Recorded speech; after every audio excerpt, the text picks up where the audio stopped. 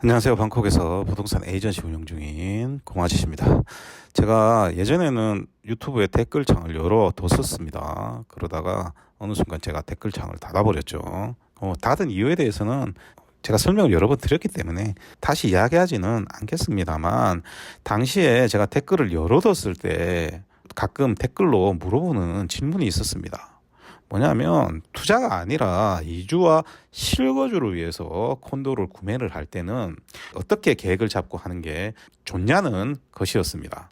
그런데 제가 이 부분에 대해서 특별하게 이야기를 한 적이 거의 없습니다. 왜냐하면 우리가 투자는 임대 수익이든 차익이든 간에 이익만 생기면 되죠. 그런데 이주와 실거주를 위한 콘도 구매는 규격화를 시킬 수가 없습니다. 왜냐하면 모든 개개인이 실거주 목적도 다를 뿐더러 사람마다 자금 사정도 다르기 때문입니다. 예를 들어 당장 사업을 위해 이주하는 건지, 은퇴 비자를 받고 이주하는 건지, 자녀 교육 때문에 실거주할 콘도를 찾는 건지 알 수가 없지 않습니까? 전부 다 상담이 달라질 수밖에 없겠죠. 심지어 어떤 상담 사례가 있었냐면, 어떤 분이 돈이 굉장히 많으신 분인데 태국에 자주 오신답니다. 왜냐하면 유흥을 위해서 오신답니다. 그래서 이제 집을 한 채 사서 왔다 갔다 해야 되겠다, 그러면서 콘도를 20억 넘는 걸 찾으신 분이 있었습니다. 물론 상담은 1시간 정도 성실하게 해드렸습니다. 그런데 제가 그 의뢰는 제가 거절을 했습니다. 그럼에도 불구하고 이런 경우도 있는 겁니다. 그러니까 사람마다 전부 다 다른 겁니다. 그러니까 전부 다 다르게 설계를 할 수밖에 없는 거죠. 그러니까 흔히 생각하는 게 뭐냐면, 한 2, 3년 동안 이 지역 저 지역 임대 받아가지고 살아보다가 살기 편한 곳 찾으면 그곳에 집을 산다, 이런 개념이 모두에게 적용되지 않습니다. 예를 하나 들어서 어떤 분이 이제 사업을 위해서 태국에 와서 박라에서 식당을 한다라고 하면, 특별한 경우가 아니라고 하면 논타불이나 자투짝이나 박라에서 먼 곳에 가서 살지는 않을 거 아닙니까? 그러니까 특정한 위치에서 사업을 하게 되면 그곳에서 너무 먼 곳에 가서 살 수가 없습니다. 그리고 살다 보면 결국 행동 방향도 크게 변하지 않게 됩니다. 그러니까 집을 찾아야 할 지역이 한정될 수밖에 없죠. 그러면 이 상황에서 가장 중요한 건 뭐냐면, 결국은 자본의 크기일 수밖에 없는 겁니다.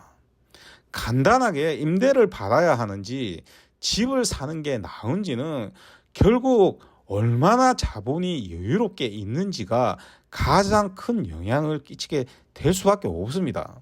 예를 들어 내가 자본이 엄청 많은 사람이라고 합시다. 앞에 예처럼 그냥 20억 이상의 콘도도 쉽게 살 수 있는 분이라고 가정을 합시다. 자, 그런데 이분이 큰 사업이 있어서 태국에서 앞으로 한 10년 정도는 살아야 된다라고 가정을 하자고요. 그러면 가족이 와이프하고 초등학생 2명이라고 하면, 최고급 콘도를 빌린다라고 하면 최소한 한 달에 500 이상씩 월세를 내고 살아야 됩니다.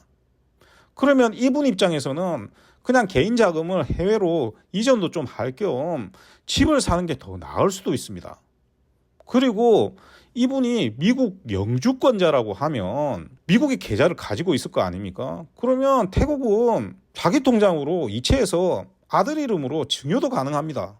그러니까 충분히 생각해 볼 수 있겠죠. 그런데 똑같은 상황이라고 합시다. 같이 돈이 많습니다. 그런데 와이프하고 자녀는 한국에 살아야 되고요. 혼자 와서 기러기 생활을 해야 된다라고 합시다. 그러면 성향상 혼자니까 굳이 큰 집이 필요 없다. 그러면 임대료도 줄어들게 되겠죠. 그래서 그냥 임대 받아갖고 살겠다. 그게 더 나을 수도 있는 거고요. 그런데 돈이 많으니까 혼자 살지만 나 큰 집에 살겠다, 나 월세 내고 안 산다, 그러면 집을 또 살 수밖에 없는 거죠. 그러면 여기서 또 여러분들이 놓치는 게 있습니다. 뭐냐, 내가 돈이 있든 돈이 없든 간에 내가 집을 산다라고 하면 살 수 있는 집이 있어야 됩니다. 그걸 여러분들이 생각을 안 하고 가기 때문에 그냥 아무한테나 가갖고 내가 3억 있는데 3억으로 집 사고 싶다. 그러면 3억 집 아무거나 사는 겁니다. 저처럼 자금이 얼마 있어요 라고 부동산 상담을 했을 때도 그 돈으로 지금 살 수 있는 집이 없습니다. 하는 사람은 없습니다. 그러니까 여러분들이 뭔가 하나를 하는데도 엄청나게 많은 과정이 필요한 겁니다. 자, 계속 말을 이어가면 일반적으로 저처럼 타이트하게 자금을 운용해서 처음 와서 사업을 하게 되면 애초에 집을 산다는 생각을 할 수는 없겠죠. 그래서 대부분의 사람들이 처음에 렌탈을 하는 이유입니다. 그냥 돈이 많지 않기 때문에 렌탈을 하는 이유가 가장 큽니다.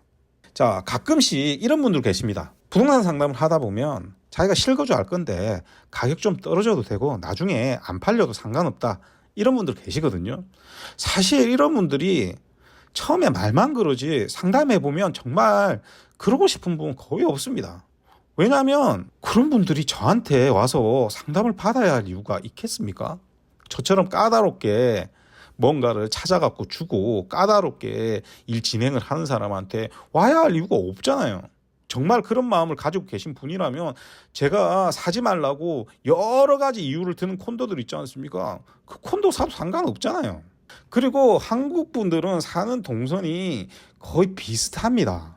자주 가는 지역이 살다 보면 비슷한 곳이 많기 때문에 자기 행동 반경에 있는 콘도를 결국 돈에 맞춰서 사는 겁니다. 은퇴비자의 경우에도 마찬가지입니다. 이걸 규격화할 수가 없습니다. 만약에 여기에 자주 왔다 갔다 하시는 분인데 태국 여자분을 만났습니다. 그래서 이 여자분하고 이제는 같이 살기 위해서 은퇴 비자를 받는다라고 하면 그분들 중에서는 집을 사야 하는 분도 있을 수 있는 겁니다. 그 여자분이 주거 환경이 그렇게 좋지 않다거나 그러면 집을 사야 할 필요가 있겠죠. 이것도 결국은 내가 가진 자본의 영향을 받아서 결정할 수밖에 없는 겁니다. 그리고 그 위치라는 것도 결국은 그 태국 여자친구분이 만약에 직장을 다닌다라고 가정을 하면 그 태국 여자분이 다니는 반경 내에서 집이 필요할 수밖에 없는 거죠. 자, 그러니까 모든 사람이 다 다를 수밖에 없죠.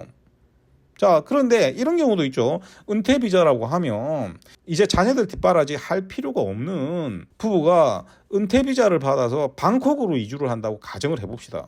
왔다 갔다 하면서 적응 기간이 있었다고 하더라도 계획으로는 한 20년 살겠다고 청사진을 만들었지만 실제로 와서는 적응을 못할 수도 있습니다.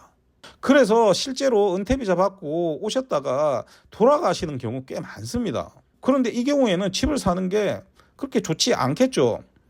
이렇게 설명을 해드려도 어떤 분들은 나는 월세 내기 싫어 그냥 집 살래 하시는 분들이 있습니다. 그러면 좋은 집도 구해줄 수밖에 없는 거죠. 그리고 만약에 방콕이 아니라고 합시다. 그러면 지방 중에서 콘도든 뭐든 집을 사서는 안 되는 지역도 제가 많다라고 알려드렸습니다. 그러면 돈이 있어도 사면 안 되는 겁니다.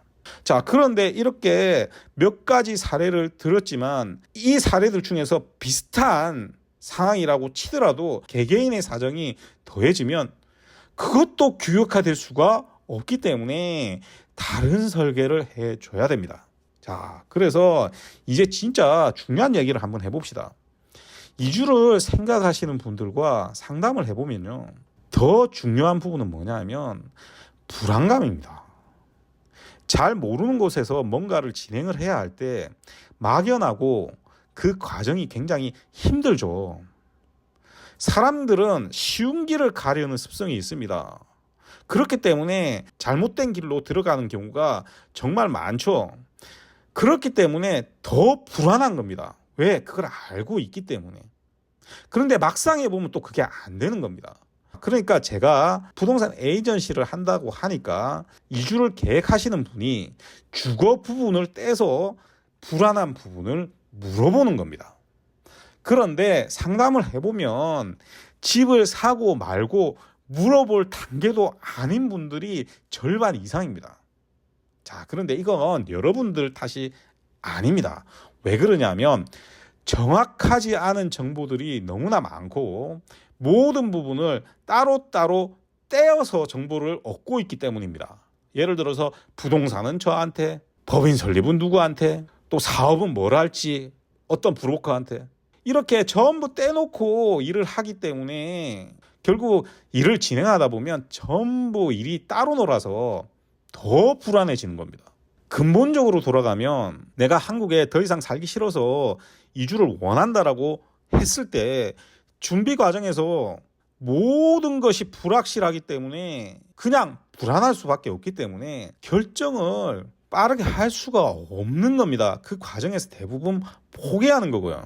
내가 계획을 잡고 몇 년 후에 어떻게 하겠다 이렇게 얘기하시는 분들 많은데 조금 미안한 말이지만 열의 9은 그래서 실행을 못합니다.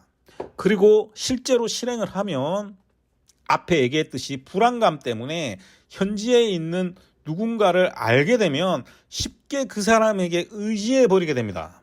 그래서 당장 여기서 만들어지는 부동산 관련 문제, 뭐 예를 들면 최근에 있었던 전대차 분쟁, 뭐 코리안타운 임대 소송, 또 유명한 떡볶이 체인점 있죠. 그 프랜차이즈 알선하는 중간에 있는 회사가 있었습니다. 거기에서 문제가 일어나서 큰 문제가 됐던 일도 있었고요. 전부 이런 일들이 이 불안감 때문에 일어나게 됩니다. 저도 그렇습니다. 저도 초창기에 실제 그런 경험을 했습니다. 그랬기 때문에 그 이후에 제가 이 일을 하면서 고객이 아니고 실제 제가 부동산 때문에 만나야 할 분이 아니라고 하면 제가 어떤 한국 분들도 만나지 않습니다. 그리고 특히나 사업적으로 누군가 접근을 하면 아예 만나지 않는 겁니다. 그러니까 여러분들이 이주를 하고 싶은데 전체적으로 정확하게 설명해주고 도와줄 수 있는 사람이 없는 게 문제가 되는 거죠. 그래서 제가 이번 유튜브를 만들면서 생각을 좀 굉장히 많이 했습니다.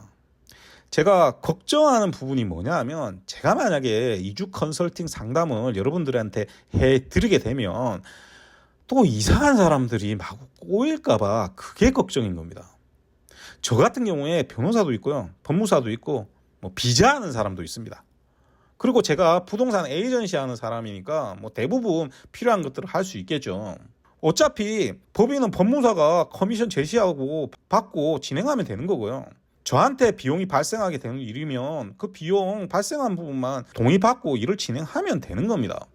그럼에도 불구하고 제가 부동산 하면서도 너무나 이상한 사람들을 많이 봐왔기 때문에 사실 그게 걱정인 겁니다. 당장 제가 태국에서 한 달 이하의 에어비앤비는 불법이라고 이야기를 했고 최근에 나오는 신규 콘도들은 두세 달씩 단기 임대도 안 되게 규약들을 만들고 있다라고 그렇게 설명을 했음에도 불구하고 만약에 불법 에어비앤비 사업으로 사람들을 꼬시는 사람이 있다면 그거 의뢰하는 사람 넘칠 겁니다. 즉 나중에 어떤 손해를 보게 될 수 있는지는 생각을 안 하는 겁니다. 당장 제가 컨설팅을 해주겠다라고 하면 분명히 이주 컨설팅 상담을 해주겠다고 했는데 전화 와가지고요. 비자하는 사람 좀 소개시켜 주세요. 이런 사람 꼭 나옵니다. 그래서 제가 여러분들한테 당부 말씀을 드리고 이번 달 말까지만 시험적으로 이주 컨설팅 상담을 한번 해보도록 하겠습니다. 여러분들 중에서 한국을 떠나서 태국으로 이주 계획을 하고 있는데 어떻게 해야 될지 전혀 모르겠다. 이런 분들 연락 주시면 제가 도와드리도록 하겠습니다. 부동산 상담할 때도 마찬가지지만 제가 강조하는 부분이 있습니다. 뭉뚱그려서 대충 얼버무려서 얘기하실 분들은 제 시간만 낭비하는 겁니다. 그러니까 제가 질문하고 묻는 것들에 대해서 정확하게 얘기해 주실 수 있으신 분들만 신청해 주시고요. 그게 아니신 분들은 신청을 삼가해 주시길 부탁을 드리겠습니다. 신청은 제가 부동산 상담 받는 방법하고 똑같습니다. 카톡이나 라인으로 문자부터 주시고 시간 약속 잡으시고 그리고 상담을 받으시면 됩니다. 상담 자체는 돈을 받지 않습니다. 무료로 제가 아는 만큼 알려드리도록 하겠습니다. 이달 말까지 제가 시험적으로 해보고요. 제가 도움을 드릴 수 있는 분이 많다라고 생각을 하면 계속 할지 말지 뭐 어떻게 할지 결정을 하도록 하겠습니다. 자, 다음 시간에 또 다른 태국 부동산 이야기로 찾아뵙도록 하겠습니다. 자, 오늘도 들어주셔서 대단히 감사하고요. 이상 저는 방콕에서 공아저씨였습니다.